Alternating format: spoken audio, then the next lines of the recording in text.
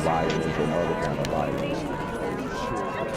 Get away! I could be at work, at school, in my car, I can still get shot by the police. I can get shot anywhere. So it is what it is.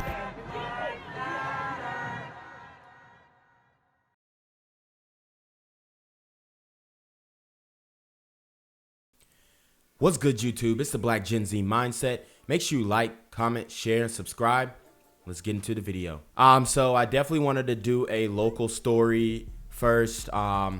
This one's pretty crazy because, you know, I'm at the bars often. You know, I'm downtown often, and I was familiar with this girl. I didn't know her personally, but she recently was killed in a hit and run in downtown Athens. So I just want to go through this article, spread awareness, let people know, because this is the second story that I've done on a hit and run in Athens this week. So, I mean, these hit and runs are getting more prevalent. You know, people go out, they get wasted, and then they get behind the vehicle and going crazy. So anyways, a University of Georgia student was struck and killed Saturday by a hit-and-run driver in downtown Athens.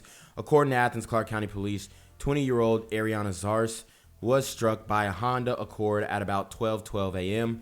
while she was crossing West Broad Street, just east of Foundry Street. The Honda fled the scene, police said, and Zars was transported by ambulance to the hospital where she died. A friend that accompanied Zars was not injured. Investigators located the car involved in the incident, and on Sunday, they continued attempts to determine who was driving it at the time of the fatal collision. So, according to Facebook profile, Zars was a native of Austin, Texas, and was expected to graduate from UGA in 2023. Police asked for anyone with information regarding the incident to contact Officer First Class Dustin Tilley at 762-400-7355. So, you know, that's a crazy one. So y'all got to be careful, especially when you're downtown and you a little intoxicated and you crossing streets and stuff like that. And make sure you look both ways and you know, make sure you got the crosswalk sign, because these folks out here, they ain't playing. So anyways, for the next story, man, we got an update. The dude who, you know, took the life of the police officer on his first day has been taken into custody. Damian Ferguson, this is buddy right here, man. You know, he was wilding, and more information is going to come out. So I'm going to stay on this story and give you the story behind it and let you guys know what actually happened. But I'm just going to read a little bit of this article, then we're going to move on. The man wanted in connection to the deadly shooting of Georgia police officer has been taken into custody, the Georgia Bureau of Investigation announced Sunday. Damian Ferguson, who is also known as Luke Ferguson, was taken into custody without incident by the U.S. Marshals Special Operations Group SWAT team, officials said.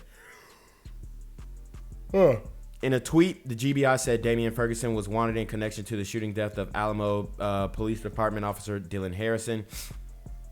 According to the Georgia Department of Public Safety, Ferguson was captured less than 1 mile from where Alamo police officer Dylan Harrison was murdered.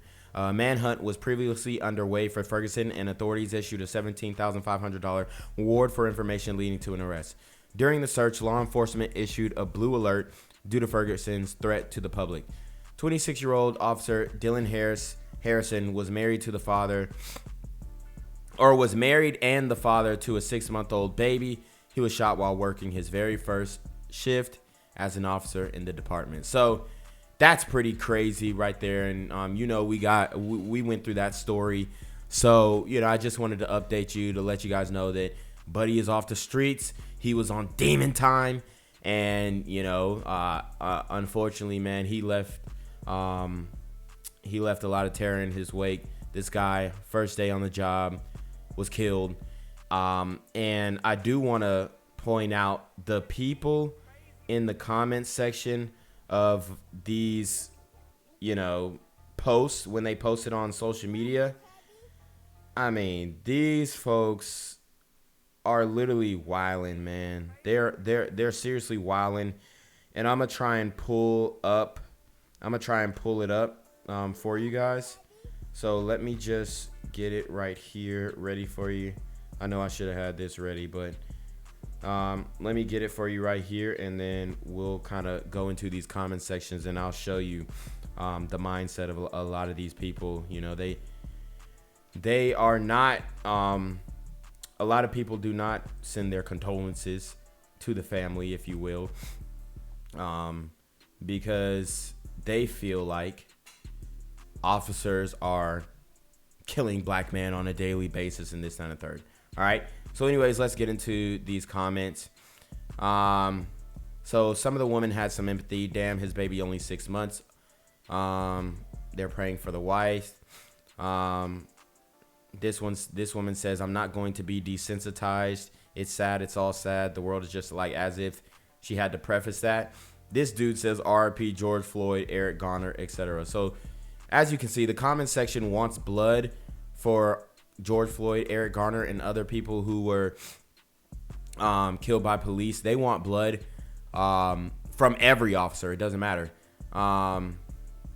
Shorty says, not saying this is right, but they kill us every day. Be RIP to this man, which, like, they definitely don't kill us every day. Just because he was a cop doesn't mean he was a bad person or deserved to die. A cop saved my life. I know many of us don't like the police, but y'all are really wilding in some of these comments, and some of these people are aware. And before y'all start, you shouldn't generalize all police the same way we are always saying that police shouldn't generalize all people. This dude with a very disrespectful post, I'm going to target y'all want anything. Unfortunately, it comes with the territory of being a police. RIP. Our people are so angry at the system that anyone in the uniform can get it. Mr. Harrison, you can rest in peace now. Mr. Ferguson has 43 years of frustration that he released on you, and you didn't deserve it. The guilty officers live on another day to make it make sense. Some of y'all are so heartless in the comments. How do you shoot a police officer outside of the police station and get away with it? Well, what other superpowers do you have? I mean, that's the thing, man. This dude can shoot a police officer and be taken peacefully into custody. You know, and they probably fed him too. You know what I'm saying? Like, people make a big deal about Dylan Roof being fed and this, that, and third. And we all know that we didn't like how that looked. But you also have to understand that you can't withhold food from a person in custody. So you got to feed them. So, you know, the officers were just covering their bases and making sure that they didn't do anything wrong to where the case could get thrown out over a technicality. So this dude says, I don't understand what makes people want to be cops anyway. And it's because they're brave. It's because they want to be heroes, man. And I don't know, man. Black people just don't get it. We really don't. Let's see. Yeah, so the comments, wow, talk about hate. They say cops shouldn't have been resisting. That's wild. Please don't call the police for future reference. He shouldn't have been a cop. Sounds stupid. What does the officer's record look like though? What? It's his first day, bro. This dude say he innocent. These things make me ask, what did a drug task officer was a good cop or a dirty one? See, these people are just it was his first day. He didn't even have a chance to be dirty. One woman says people die every day, and I just want to show you like some of these profiles, man. Obviously Shorty is woke, okay, and this is an extensive research that I'm doing, so this video might be a little longer. Wrong team, no sympathy, what you're a part of. I mean, these people don't understand that police are necessary in a system like this. Law enforcement is necessary. People die every day. I did. This dude said good F12. Oh, that's so bold. First day on the job, devastating. They said, I need to know the whole story. I'm sure the cop did something wrong to provoke this man, and the story will come out. But are y'all hearing the type of rhetoric these dudes, these dudes have? These are their profiles. These are the people who try and hide behind these profiles, man. So I definitely wanted to give you a look into what the comments were saying, what the sentiment of people are. Heartbroken family in Westchester County is pleading for answers today about how did their 24-year-old die. Police have not determined that there was a crime, but the family isn't so sure. Alexandria Castellanos' mother discovered her body in the home's entryway yesterday. Odysse News reporter Marcus Sola spoke to them about what happened. It is a painful twist, a grieving mother welcoming friends offering condolences next to the very spot where she found her daughter's body. The cause of Alexandra Castanos' death remains under investigation, but the family suspects foul play. 100%. My sister would never, she wasn't doing any drugs. Someone did something to my sister and no one's helping. Around 8 Monday night, the 24-year-old told her mother she was going out. A half hour later, she texted she was headed back home. So this woman, she was killed, or I'm not even gonna say she was killed because they don't really know yet. But basically, she told her mom she was going out. She came back, or apparently she came back, or she never came back, my bad. And the mom found the body at the house. So to me, it seems like she probably never left. Maybe not. I don't know. But this is a weird one, man. You just don't know in this situation. But her mother says she never returned. Lucia Castano discovered her daughter's lifeless body the next morning in the vestibule of the house on Summit Avenue. It's like somebody put it there. Mount Vernon police have not labeled Castano's death a homicide. The family says preliminary autopsy results showed no evidence of trauma nor of a medical episode. But the family wants answers. How does a 24-year-old just die right in front of her house and no one knows what happened? According to the medical examiner, the cause of death is pending. The Castano family says it is delaying making funeral arrangements because they are planning a second independent autopsy. Kidnapped, killed, and dumped in the desert. It's our top story at 10. A Valley man accused of murdering his ex-girlfriend's new boyfriend. All of this playing out in the area of 7th Avenue and Union Hills. ABC 15's Lucelia Caballero getting her hands on new court documents and walking us through the investigation tonight. Phoenix police called to a neighborhood near 7th Avenue and Union Hills Wednesday morning, learning Oscar Ortega had been kidnapped. Officers learned that the victim was actually kidnapped outside of his girlfriend's house by the suspect, Perez, held at gunpoint, forced into his own vehicle. Dang, so Buddy was kidnapped by the ex-boyfriend, and hey, man, y'all got to be careful of these ladies y'all dating, man, because some of their exes, man, these dudes is on demon time, and they're ready to hit about that woman, apparently. Investigators obtaining home security footage showing an altercation happening outside of Ortega's girlfriend's house. Then the teen was taken away. There were some text messages that were sent by the victim indicating that he had been kidnapped. Court documents show during the drive, Jerson Perez noticed Ortega was texting. Perez then demanded his phone at gunpoint before things escalated even further. So Buddy tried to notify somebody, and you know, this dude shot him, and obviously you can see he's a hombre, part of the Cesar Chavez community, and this is in Phoenix, where, you know, it's a lot of Hispanics out there, a lot of them who are doing good work, you know, a lot of them who are honest dudes, and then it's a lot of bad seeds, if you will. And hey, man, you got to be careful with these dudes, because especially over a woman, man, I see these stories all the time. Shot the victim multiple times and then drove his body about 25 miles north of the 101 and dumped his body out in the desert. When he returned home, some family members noticed that he had blood on him. While in custody, police say Perez admitted to stalking Ortega. He also told officials he'd been thinking about killing him for a month. They both had at some point. I mean, that's first degree, right? Premeditated murder. I mean, Buddy it's OV for him. A common love interest. Police say Perez eventually led officers to where the body was and where he tossed a backpack that had Ortega's clothing, shell casings, and other items. His bail now set at $1 million. Lucelia Caballero, ABC 15, Arizona. I do want to say something about that last story that we did, man, about the 18-year-old who clapped his ex-girlfriend's boyfriend. I mean, he basically dug the grave for himself. No legal representation. He told them everything that they needed to know, which, I mean, they were going to find out anyway. But, man, you really got to be careful, especially when you're dealing with these women. I'm not saying it was her fault. But if she kind of had an inkling that her ex-boyfriend was vindictive in any way, man, you know. But, I mean, he got a $1 million bail. It's dudes out in Chicago and other places who are catching bodies in murder trials and whatever, and they're getting released. No cash bail, no nothing, you know. So imagine like 100 of these types of dudes out on like felony parole for a murder or something like that.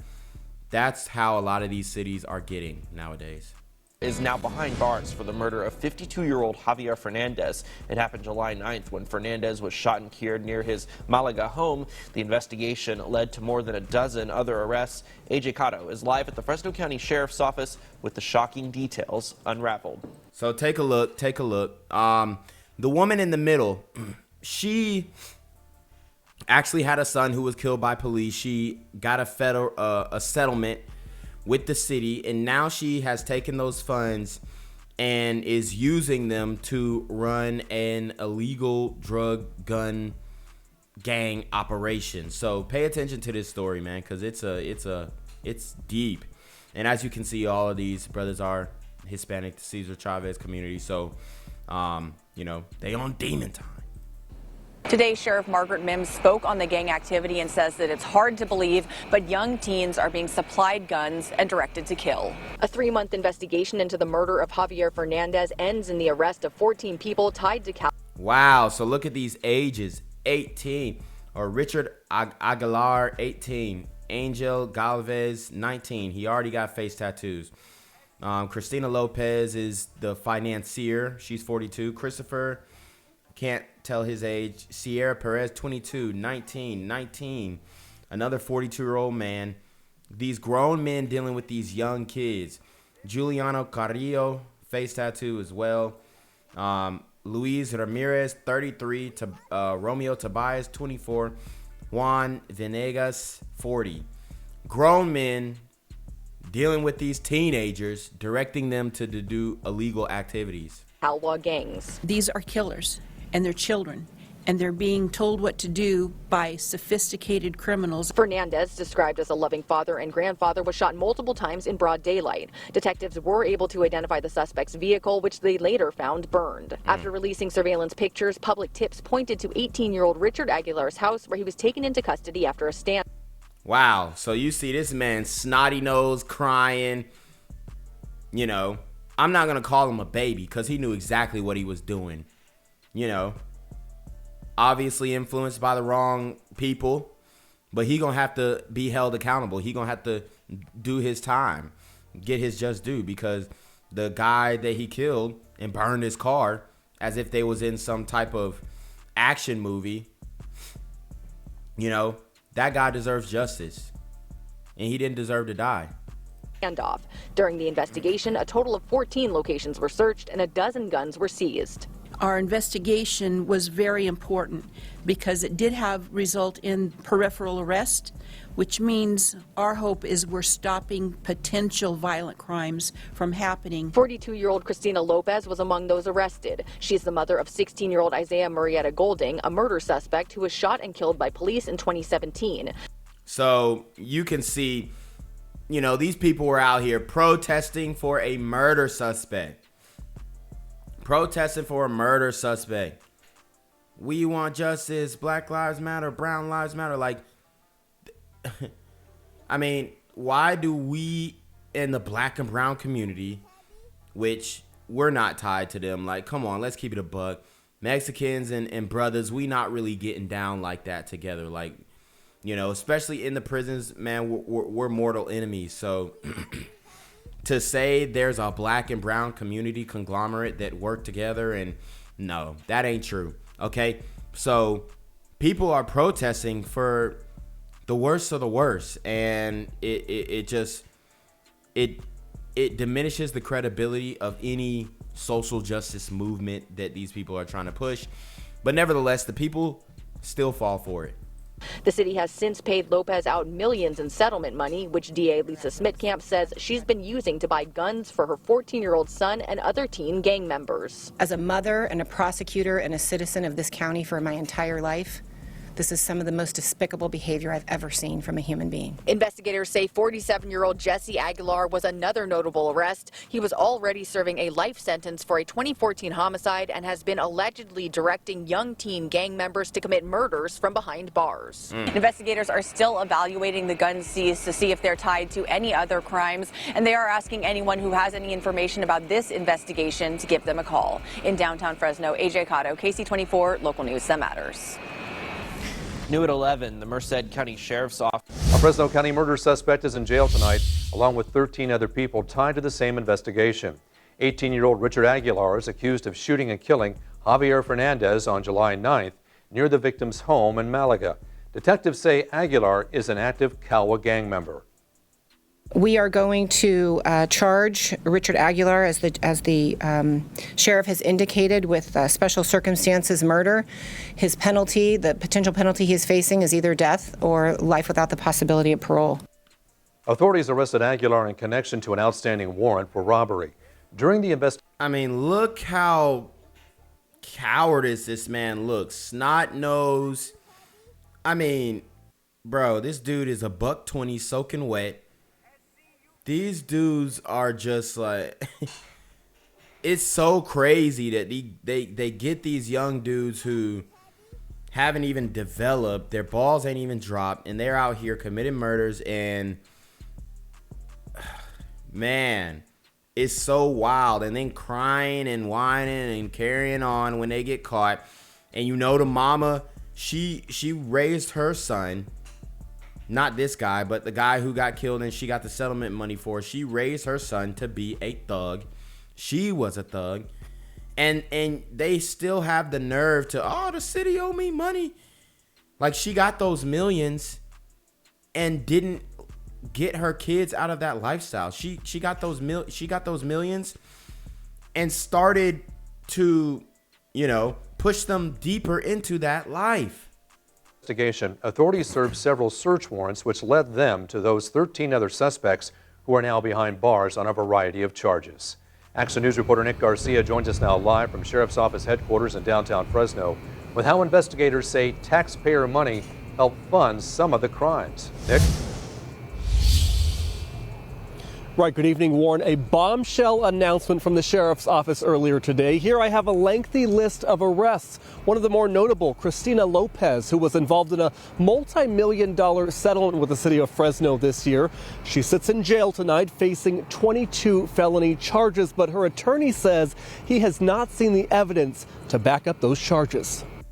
A months-long homicide investigation took several dangerous criminals off the streets, according to Sheriff Margaret Mims. And even though there were more arrested than connected directly to the homicide, our investigation was very important because it did result in peripheral arrest. Richard Aguilar was forced out of a home where he was hiding with the help of tear gas Thursday and is now booked in jail for the murder of Javier Fernandez. 13 others, all tied to Calwa gangs, are facing a variety of felony charges related to guns, gangs, and domestic violence. The list includes 7 teenagers, the youngest just 13 years old. It's hard to imagine. 13. I told you about these little dudes on Demon Time. That's why I do this channel, the Black Gen Z Mindset, because this is a generation. It's a lot of Generation Z guys who are, they're throwing their whole lives away, man. And it's crazy.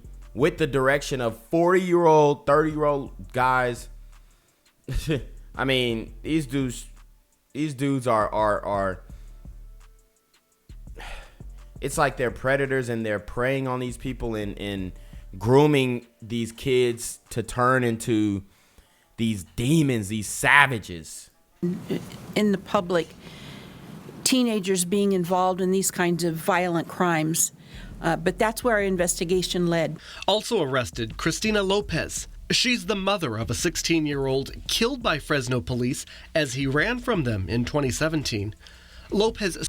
And let's run that back. Look at him running. He's busting slack, committed a murder, and he can't even run from the police. He's pulling his pants up.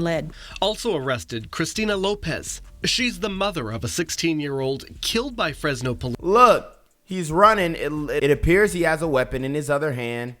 He's running, and he's trying to pull up his pants. This dude is busting slack. Like, guys, you can't make this up. I'm telling you, there's telltale signs. Busting slack with the boxer briefs is crazy. That's how you know Buddy's on demon time. And busting slack with the regular boxers, it's an indication, right? If not just a style that's permeated throughout culture that gives off the thug persona. See, if somebody is busting heavy slack, they want to give off that vibe. That's what y'all people don't understand. It's not that, people are profiling them and they looking at them funny. No, they want to give off that thug vibe. They want people to know that, hey, I'm with the shits. But he can't even run from the police because he busting slack. As he ran from them in 2017, Lopez sued the city and received part of a nearly $5 million settlement earlier this year. District Attorney Lisa Smitkamp says Lopez used some of that money to buy guns and gave them to her 14-year-old son to distribute to gang members. And as a mom and as a prosecutor, it is just horrendous to me that she could do this. Lopez's attorney says he can prove the money did not fund gang activity. Christina had to provide a percentage to the father of the child, and that father got a large chunk. I can't tell you exactly the amount that she received. And you can count that up, and never anything connected to what the allegations are. Lopez's son is also facing felony charges.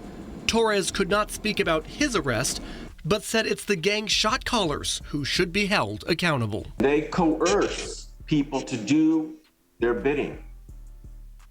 And so people who wouldn't ordinarily do anything contrary to the law are put in a position, you either do this or we're going to kill you or we're going to kill your mom. Or look at the attorney trying to get them folks out. I mean, he's doing his job, but come on, G. Come on. A lot of these folks, they knew what they was getting into when they entered that gang life. And the attorney's trying to soften it up for his clients, which I understand, but it's just funny. And this is the same rationale that the liberals will try and use. Well, he was forced into the lifestyle and no, bruh. No. We're going to kill your brother. And Lopez's first court appearance will be on Tuesday. The sheriff's office tonight says her bail is set at just under $2.7 million. Woo! They said, we collecting that tax money back. Bring it back. Bring it back. We're live in downtown Fresno at the sheriff's headquarters this evening. I'm Nick Garcia, ABC 30 Action News. So anyways, I wanted to show you guys this story right here.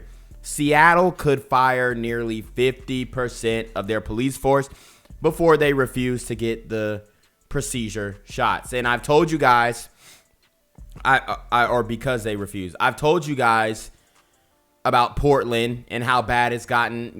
They had the little community that they tried to build, and people were getting clapped and shot, and shootings were happening every day in Portland because they defunded their police immediately and they saw the direct ramifications.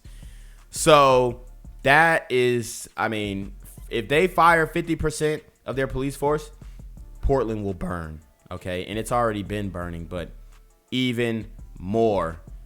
You know what I mean? People talking about some good for us, crime time. Only in America does police get fired for not taking a shot, but not for killing unarmed black. Oh my God, here we go. Y'all can see how woke the comments are. It's pretty crazy. But hey, man. This is the mindset of a lot of these people out here, man. So you know, there are people who are supportive of this. And there are people who don't understand or care to see the ramifications of a move like this. And obviously, this is the work of the president, right? Doing the procedure mandate and all this kind of stuff. So, I mean, we're going to see a ripple effect in crime if this actually occurs. So anyways, you already know what time it is, man. It's the Black Gen Z Mindset. Till next time. Gang violence and other kind of violence.